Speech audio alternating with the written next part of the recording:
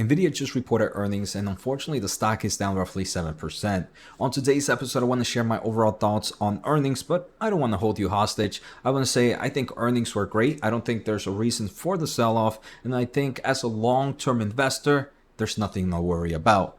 But on today's episode, I want to take a closer look at roughly 17 things that I found pretty exciting about Nvidia's earnings. So let's take a closer look in today's episode. I want to thank The Motley Fool for sponsoring this video, and check out fool.com/Jose for the 10 best stocks to buy now. With that link, you get a promotional offer for their subscription service. Now, let's continue with today's episode. All right, so if you're new to my channel, a few days ago, I did an episode where I mentioned 17 key points that I'm going to be looking at during Nvidia's earnings. And if you want to get it in a written content, make sure to check the link on my description for my free Substack.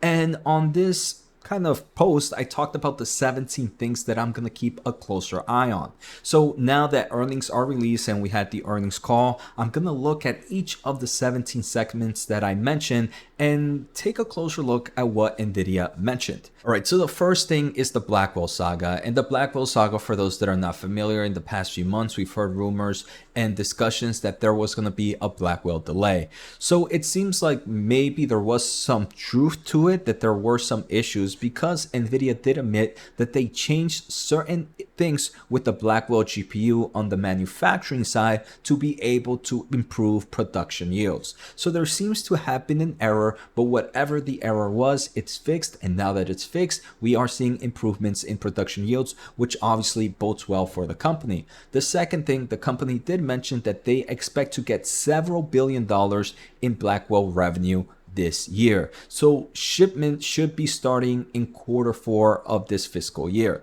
So kind of an analyst during the Q&A session pretty much wanted to get a reconfirmation, even though Nvidia did share all the information. And Jensen mentioned that the change to the mask is complete. There were no functional changes necessarily. And so we're sampling functional samples of Blackwell, Grace Blackwell, and a variety of system configurations as we speak. So the Blackwell saga, no more drama. We're going to get multi-billion dollars in revenue from this product this year alone. And now the second thing was obviously beating Wall Street expectations. So for this current quarter, we were expected revenue to be roughly 28.7 billion.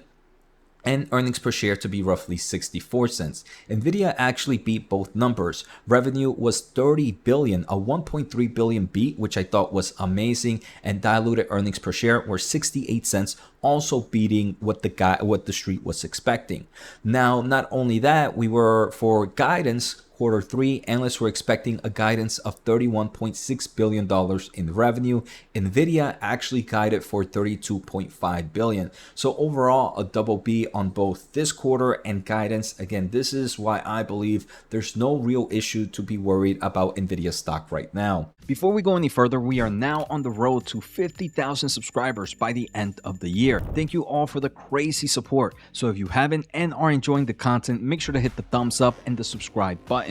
Finally, if you want to support the channel a little bit more, make sure to check out my special offer at fool.com/Jose. Now back to today's episode. Now, number 3 was kind of the Chinese market. We've heard reports that the Chinese market was almost non-existent for Nvidia, but there were rumors that a variant of the Chinese chip was actually doing pretty well in China. Now, unfortunately here, we didn't get true commentary or more commentary. We got some commentary. I wish we would have gotten a little bit more, but Nvidia did mention that their data center revenue in China grew sequentially in Q2 and is a significant contributor to their data center revenue.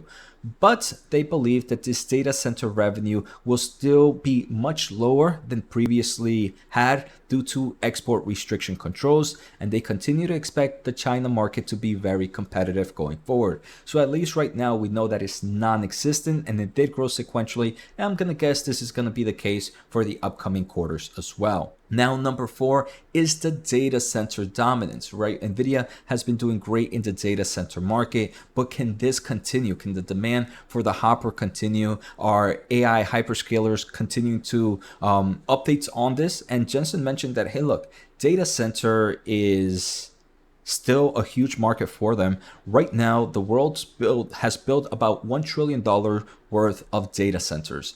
And those $1 trillion worth of data centers back then did not have any GPUs in them, just CPUs. In the future, every single data center will have GPUs. So there's a huge growth opportunity still left over here for the data center market. The other thing is the third that they expect to grow their data center business quite significantly next year. Blackwell is going to be a complete game changer for the industry, and Blackwell is going to carry into the following year. So data center dominance is still going to be pretty high if Nvidia believes, and I thought that was pretty bullish, they believe that they will expect quite significantly next year. Those are some big numbers or some big praise to kind of talk about growth potential for next year. So right now, data center dominance is still here. And I believe if we go back a few slides before, they did mention that the Hopper shipments are expected to increase in the second half of fiscal 2025. So not only are they expected to continue to grow in the data center significantly next year, but the Hopper market is still pretty strong. Now, the fifth kind of segment was talking about supply and demand dynamics. Hopper supply and availabilities have improved. Demand for Blackwell platforms is well above supply, and we expect this to continue into next year. Again, everything that I'm watching is still giving me green flags. There's nothing from the points that I was watching that has given me any forms of yellow or red flags. And for that reason, I believe as a long-term investor, I could care less about the after-hours stock price. But let me know, what are your thoughts so far? What have you guys thought was bullish? And why do you think the street is not liking these numbers? And could this change overnight or tomorrow? All right, so next, number 6 is the rise of sovereign AI. So sovereign AI is kind of building national AI solutions. And Nvidia mentions that they believe sovereign AI revenue will reach low double-digit billion dollars this year. So we can see that this is a market that has been almost nothing and can grow to very strong numbers this year. And we can see that Nvidia has confirmed that. It's not always a government entity that will run this sovereign AI. Sometimes a government entity will give funding or kind of incentives to other companies, and they will kind of purchase in their behalf. So it's not necessarily that Canada is purchasing AI solutions, it's that Canada is funding AI solutions with maybe some other public or private companies. Now, number 7, this one was pretty interesting, and it was the margins question. So they did mention that for the full year, they expect mid 70% range last quarter. And I wanted to make sure that those numbers are still intact.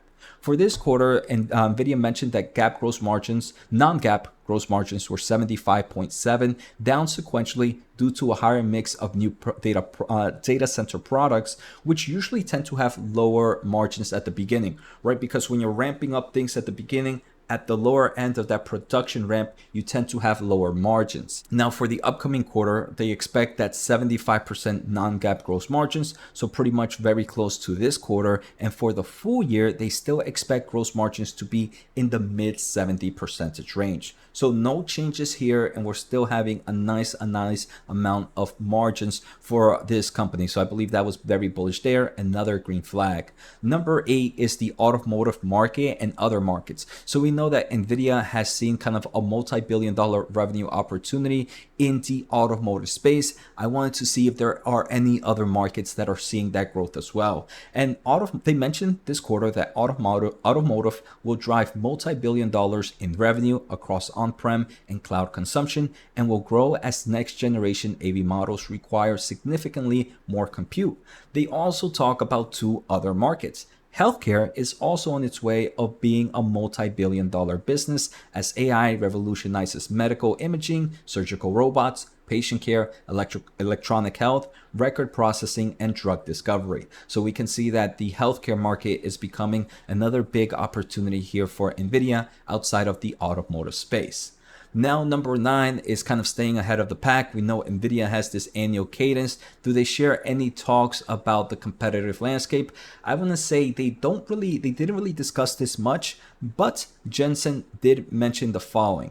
They mentioned that Nvidia GPUs are the only accelerators on the planet that process and accelerate data in various kind of data solutions. And Nvidia is the only one that can both accelerate and process this type of information. So, I mean, I think this kind of showcases how Nvidia is still way ahead of the pack in forms of this solution, and their competitive state is still pretty strong. Also, during the earnings call, they mentioned that Blackwell was something that took them 5 years to design because it's such a revolutionary product. And I don't think there's any company out there that is catching up anywhere near to Nvidia right now. Now, number 10 to 17 are all pretty small. I want to say most of them didn't really give me much room to see any major changes or any red flags. The only one I want to talk about are 10, 11, and 12. 10 and 12 are pretty much the same. They're gaming segment and the AI PC market. Nvidia mentions that the gaming revenue was up 9% sequentially and 16% year over year, and they see channel inventories remain healthy. The other thing is every PC with an RTX is an AI PC. So Nvidia is going to continue to dominate the gaming market and the AI PC market. Now the networking, this one is pretty strong. So networking revenue increased 16% sequentially. Their Ethernet for AI revenue, which includes their Spectrum X end-to-end Ethernet platform, doubled sequentially with hundreds of customers adopting Spectrum X. And they mentioned that Spectrum X is well on track to begin a multi-billion-dollar product line within a year. So Nvidia's networking solution is going to be another growth opportunity here for Nvidia. Again, I can't really see a reason for the negative price action. As a long-term investor, I think that Nvidia is still in a very healthy trend with the AI space and with the AI market. Now, would I buy at these levels? Personally, me not. I wouldn't, because I already have such a huge position in Nvidia. I think for me, a small buying opportunity or a decent buying opportunity would be if we get to those August 8th levels of somewhere around the low 100s. 115s isn't bad for smaller dollar cost average in my opinion, but it's not one where I would load up the truck. Those are just my takes. Let me know what are your thoughts, what are your buy price points, and hopefully you enjoyed and learned a lot from this video. So make sure to hit the thumbs up and the subscribe button.